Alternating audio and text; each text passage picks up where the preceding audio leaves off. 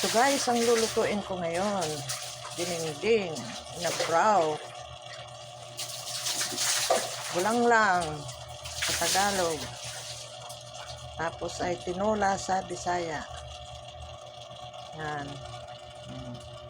Ayan ang aking bubulanglangin. Lagyan natin, masarap pag may kamote. Instead na kalabasa, kamote ilalagay na. Mahal ang gulay. Kamote, talong, saluyot, ano ito? Kalimutan ko na. May talbos ng kamote, alugbati pala, alugbati. Yan, pagsamasamahin natin, bulanglangin, para may sustansya ang ating katawan.